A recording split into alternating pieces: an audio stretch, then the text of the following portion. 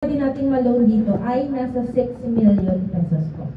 Okay, so ibig sabihin po ng maximum, yan na po talaga yung pinakamataas na pwede pong mapahiram ng pag-ibig sa isang member kung mag-housing loan po siya. Ano pa po? Sabi dyan, ang longest payment term niya ay 30 years. Pagka matagal, minsan natatakot kasi tayo. Bakit ma'am 30 years? Kaya ko namang bayaran yan ng mas mababa. Kaya po meron siyang option ng 30 years is para po ma-control din po natin yung amount ng monthly natin na amortization. Kasi po kung mas mahaba po siya, mas mababa yung babayaran natin. Okay? Nakalagay din po dyan na ang housing loan ng pag-ibig, no prepay penalties. Ano ibig sabihin nun? Kunyari ma'am Rose, pinili ko na 30 years. Pero in a span of 5 years, kaya ko na magbayad. Okay? Yung babayaran mo na lang doon, kung 5 years mo na lang siya babayaran, makakat na po doon yung lahat ng interest. Kasi di ba pagka pinili mo kasi yung 30 years, naka-spread yung interest nun hanggang 30 years na maturity mo. Pero kung kanyari, in 5 years, sabihin natin nanalo ka sa loto, o lumago yung negosyo mo, kaya mo nang i-fully paid yung housing mo. Kung sa 5th year na yon ipapakompute mo siya, mawawala na po yung interest ng 25 years. Okay? Tapos po, sabi dyan, pwede po tayong mag-multiple loans sa housing. Anong ibig sabihin nun? Ang housing po kasi hindi po ibig sabihin na bahay lang. Pwede pong bumili ka muna ng property, so lupa yun. Tapos, kaya pa ng ng capacity to pay mo. So, pwede ka pang magpatayo ng bahay. So, ilo-loan mo ulit sa pag-ibig yun. So, dalawa na yung loan mo. Tama po? Ngayon, nakapagpatayo ka na, bumili ka ng lupa, tapos along the way, may kailangan kang ipa-renovate or i-improve pa. Kaya pa rin ng capacity to pay mo. Pangatlong loan mo na yon. Pwede po tayo doon sa home improvement. So, ang housing kasi marami siya. Hindi lang yung pag sinabing housing is bahay.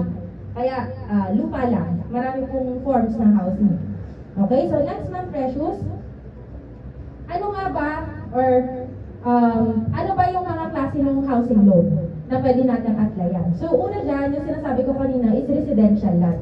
So, residential, i-reiterate ko lang po, hindi po papasok dito yung mga agricultural sa assessment. Okay? O kaya yung mga commercial.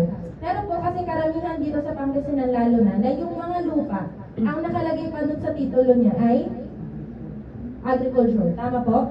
Pero pagka pinari-assess nyo naman po sa assessor's office at pwede po siyang palitan ng residential, papasok po yun sa pag-ibig fund. Okay po? So, unang-una po natin i-take in consideration lang po, pag magka-housing tayo, yung property na yon, bibilhin mo man o sa'yo na, dapat po yun may titulo. Okay? Titulado, nakapangalan sa taong buhay. Ibig sabihin, nakapangalan sa'yo, nakapangalan sa magulang mo, sa magulang ng asawa mo. Okay? Pwede po yun. Basta yung pangalan ng taong nandoon sa title ay buhay pa po siya. Kasi po, pag patay na yon, syempre hindi yung nakakapirma, tama po? At dadaan po siya sa legal procedure na kung sino yung mga tagapagmana, maghahati-hati pa po sila. Alright. So, pangalawa na po pala na i-consider natin, bukod sa title po siya, dapat po yung amilyar niya ay updated, na babayaran po ang real property tax. Tapos po, updated din ang tax debt. Okay, so familiar naman tayo sa lahat ng yan, ano po? Okay, bukod sa residential lot, ano pa ba yung pwede natin ipasok sa pag-ibig housing loan? Pangalawa dyan ay residential house and lot, yung mga ready na. Yung mga nasa subdivision, townhouse, ganyan. Pwede din po ang condo. Ang condo naman kasi, mas marami ito sa Manila, sa metro talaga, yung mga dadaan nila sa pag-ibig housing, tapos ipaparenta nila. Nakatry na po ba kayo mag-Airbnb? Yung mga ganon, di ba sa Manila ngayon o sa Baguio, pag nag-staycation kayo, mas mura pag nag-Airbnb ka kaysa nag-hotel. Kasi, tapos sa hotel kasi limited, di ka makaluto, ganyan-ganyan. Pag sa Airbnb, pwede mong gawin, magluto ka doon, nakakatipid tayo. Yung mga yon, may mga properties po doon na dinaan nila sa pag-ibig housing. Tapos ipaparenta nila. Pag ipaparenta nila, daily may mga 2,500, di ba? 4,000. Kung daily mong i-compute yun, times 30 days na mapaparenta nila, mas malaki pa po yun sa amortization nila sa pag-ibig. Okay?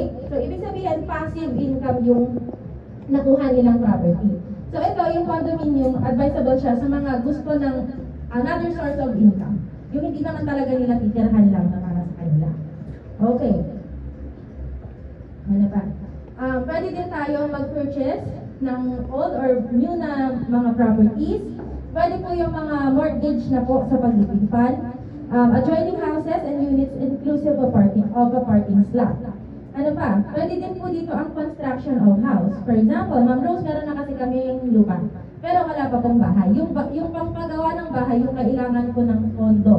So, pwede nyo pong dalhin dito yung titulo ng lupa na pagmamayari ninyo. Basta pumasok doon sa title, may amilyar, updated ang tax declaration, pwede na kayo magpa-evaluate. Itanong nyo po muna kung magkano yung pwede ninyong i-loan bago kayo magpagawa ng plano. Bakit po? Kasi po, pag nagpapagawa tayo ng plano, may bayad, wala. Meron. Ngayon, pagka nagpagawa ka ng plano, tapos pumunta ka sa Pag-ibig, ang kailangan mong budget, 1 million.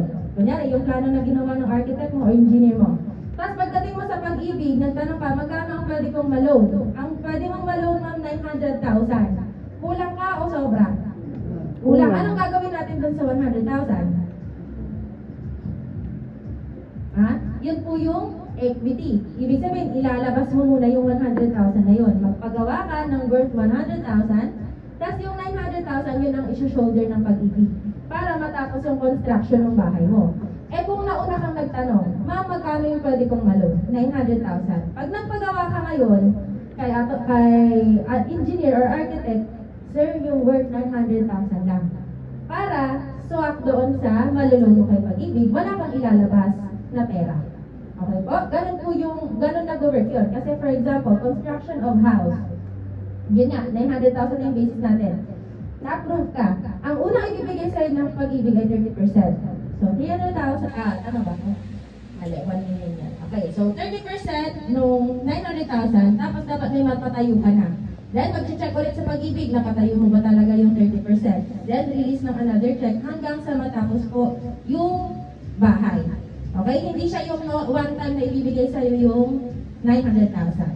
Okay? Next po is improvement of house. Ito naman po, existing na yung bahay mo, pwede pong magpapadagdag ka ng second floor, papapalit ka ng bubong. Okay? So, pwede nyo pa rin po yung i-loan sa Pag-ibig kung kulang po yung budget po natin. Okay? And next is to refinance an existing housing loan. Sa refinancing naman, familiar kayo doon sa mga bangko na nagpapaloan po ng housing. Meron po yun, ano? So, kunyari po sa kanila, medyo natataasan na kayo doon sa ano nila, sa interest rate. At gusto nyo ilipat na siya sa Pag-ibig Fund. Pwede po yun. Ang requisite lang doon, dapat po yung account nyo doon sa bangko updated. Hindi po kayo nag-delay ng bayad. Yung balance nun, yun naman po yung pwede ninyong i-loan sa Pag-ibig. Okay, ibig sabihin, babayaran na ng Pag-ibig yun. Tapos po, yun na lang yung unti-unti inyong babayaran kay Pag-ibig Fund. Na yung installment. Okay ba? Malinaw po tayo doon? Okay. So, next, ma'am, please.